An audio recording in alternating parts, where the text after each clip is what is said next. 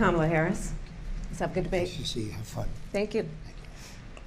Welcome to you both. It's wonderful to have you. It's an honor to have you both here tonight. Good evening. We are looking forward to a spirited and thoughtful debate. She doesn't have a plan.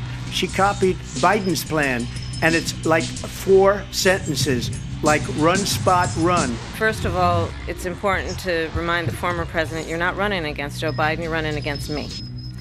You want to talk about his deal with China? What he ended up doing is, under Donald Trump's presidency, he ended up selling American chips to China to help them improve and modernize their military, basically sold us out, when a policy about China should be in making sure the United States of America wins the competition for the 21st century. A lot of towns don't want to talk about it because they're so embarrassed by it. In Springfield, they're eating the dogs, the people that came in. They're eating the cats. They're eating the pets of the people that live there.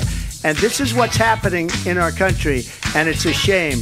I just want to clarify here. You bring up Springfield, Ohio, and ABC News did reach out to the city manager there. He told us there have been no credible reports of specific claims of pets being harmed, injured, or abused by individuals within the immigrant community. Well, I've seen people on television. Let me just say here, this is the people on television say my dog was taken and used for food. So maybe he said that, and maybe that's a good thing to say for a city manager. I'm not taking this from television. But the people on television saying their dog was eaten by the people that went there.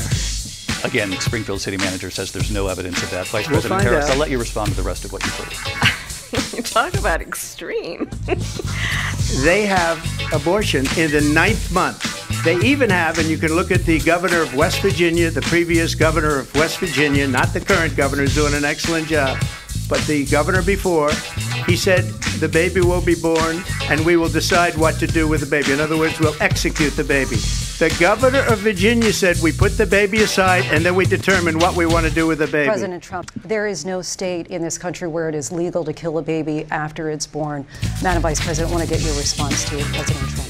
If you want to really know the inside track on who the former president is, if he didn't make it clear already, just ask people who have worked with him. His former chief of staff, a 4-star general, has said he has contempt for the Constitution of the United States.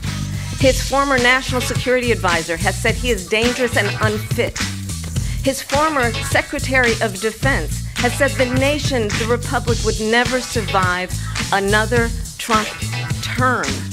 This is so rich, coming from someone who has been prosecuted for national security crimes, economic crimes, election interference, has been found liable for sexual assault, and his next big court appearance is in November at his own criminal sentencing.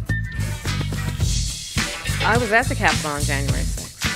I was the vice president-elect. I was also an acting senator. I was there.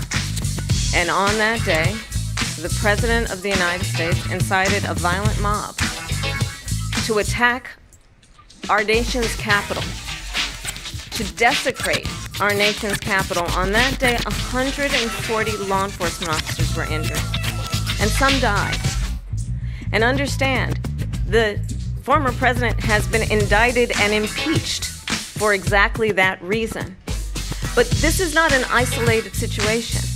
Let's remember Charlottesville, where there was a mob of people carrying tiki torches, spewing anti-Semitic hate. And what did the president then at the time say? There were fine people on each side. Let's remember that when it came to the Proud Boys, a militia, the president said, the former president said, stand back and stand by. So for everyone watching who remembers what January 6th was, I say we don't have to go back. Let's not go back. We're not going back. It's time to turn the page. And if that was a bridge too far for you, well, there is a place in our campaign for you to stand for country, to stand for our democracy, to stand for rule of law, and to end the chaos and to end the approach that is about attacking the foundations of our democracy because you don't like the outcome. Donald Trump was fired by 81 million people. So let's be clear about that. And clearly he is having a very difficult time processing that. But we cannot afford to have a president of the United States who attempts, as he did in the past, to upend the will of the voters in a free and fair election. And I'm going to tell you that I have traveled the world as Vice President of the United States, and world leaders are laughing at Donald Trump. I have talked with military leaders, some of whom worked with you, and they say you're a disgrace. And when you then talk in this way in a presidential debate and deny what over and over again are court cases you have lost because you did in fact lose that election, it leads one to believe that perhaps we do not have in the candidate to my right the temperament or the ability to not be confused about fact. That's deeply troubling, and the American people deserve better. It is very well known that Donald Trump is weak and wrong on national security and foreign policy. It is well known that he admires dictators, wants to be a dictator on day one, according to himself.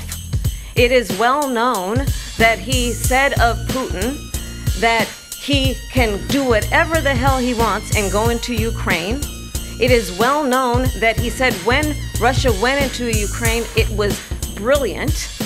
It is well known he exchanged love letters with Kim Jong-un. And it is absolutely well known that these dictators and autocrats are rooting for you to be president again because they're so clear they can manipulate you with flattery and favors. And that is why so many military leaders who you have worked with have told me you are a disgrace. That is why we understand that we have to have a president who is not consistently weak and wrong on Vice national President security, Harris, including the importance of upholding and respecting in highest regard our military. Understand why the European allies and our NATO allies are so thankful that you are no longer president, and that we understand the importance of the greatest military alliance the world has ever known, which is NATO, and what we have done to preserve the ability of Zelensky and the Ukrainians to fight for their independence. Otherwise, Putin would be sitting in Kyiv with his eyes on the rest of Europe, starting with Poland. And why don't you tell the 800,000 Polish Americans right here in Pennsylvania how quickly you would give up for the sake of favor and what you think is a friendship with what is known to be a dictator who would eat you for lunch. Yet again, I said it at the beginning of this debate, you're going to hear a bunch of lies coming from this fellow. And that is another one. When I went to meet with President Zelensky, I've now met with him over 5 times. The reality is it has been about standing as America always should, as a leader upholding international rules and norms, as a leader who shows strength, understanding that the alliances we have around the world are dependent on our ability to look out for our friends and not favor our enemies because you adore strongmen instead of caring about democracy.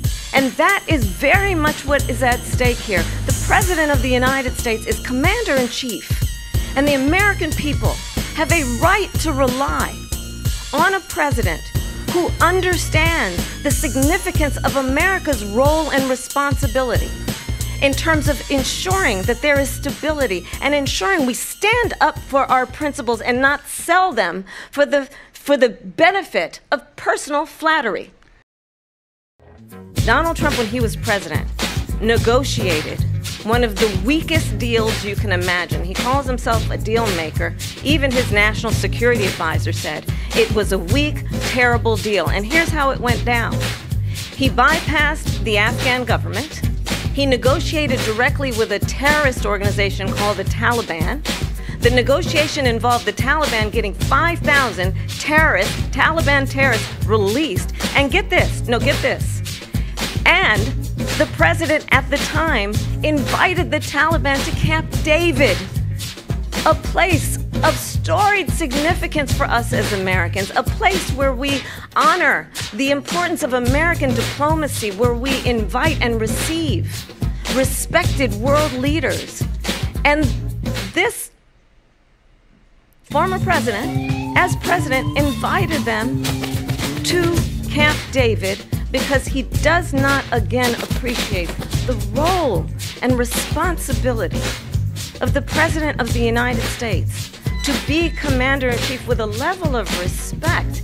And this gets back to the point of how he has consistently disparaged and demeaned members of our military, fallen soldiers, and the work that we must do to uphold the strength and the respect of the United States of America around the world. Vice President Harris, thank you.